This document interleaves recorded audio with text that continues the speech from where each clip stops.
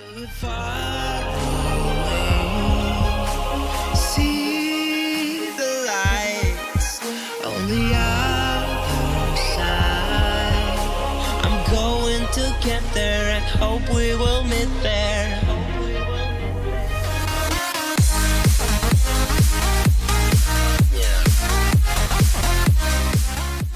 It is currently 7th of November of the year of our Lord 1944. I work as a governor of a local town in England, the motherland if you will. It is tough times right now.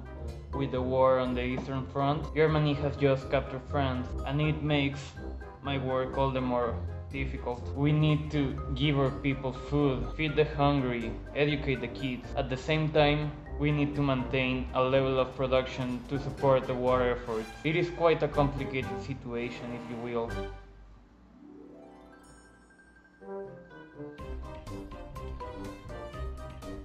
The war has just started. Who knows how much will it last? Governing this town is not easy. It's hard as bollocks. But somehow we'll manage. If Britain is known for something, it's for its fighting spirit. We will not surrender in the name of our king. We will all work in order to support the war. This town will thrive and we will win this war. All in the name of our country, our religion, and the royal family. God save the king. Farewell. In the last months, escaping from Germany to England with my husband, that all the people are equal, and that we do not have to create hate to one to each other. That just causes pain and our destruction. Also, we cannot blame a part of the population in a country for all the problems they have. Instead, the people can be united and make the country reborn. But it is easier to create hate and fears. In the end, the hate just causes more economic recession because they closed a lot of business owned by the Jews like me. Now I have lost most of my family and almost all my patrimony. I have to reduce my trades into the black market to survive. You must appreciate the things and the life you have, because in several days you cannot have anything. This period of shock is civilization have problems in many areas like social, economic, political. There were conflicts between the world that affect everyone, although they didn't get involved. Many technological advances allowed man to facilitate his life and discover new things. But just as there were creation that helped, there was other that destroy more, discoveries that have bad uses and destroyed millions of lives. Well, I learned that racism in those days was very strong, especially from the part of the Nazis because they despised the Jews and believed that they were like an inferior race. Personally, I think that the most important thing in those times was like not the social level, because your beliefs were those that showed you as a being superior to the others, and they were like the only thing that differentiate people who lived from those who died. I've learned many things through this activity.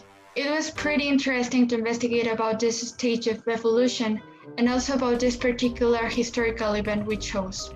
To see how these people lived their life, how they communicated, transported, and even find out about their diet, for example. All this made me reflect about everything these people had been through, and it was really impressive to see how they adapted. As I was a Jew, I was able to realize many things, since the Jews suffered a lot of discrimination and mistreatment. They had to hide their beliefs from the public so that they would not exterminate them, and as a wife, I suffered mistreatment from my husband.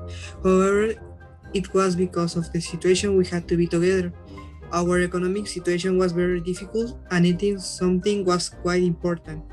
I could witness many times an army of soldiers in the streets. My role was that a husband in the forest, and I learned that at that time having a stable economy was very difficult because times were very hard.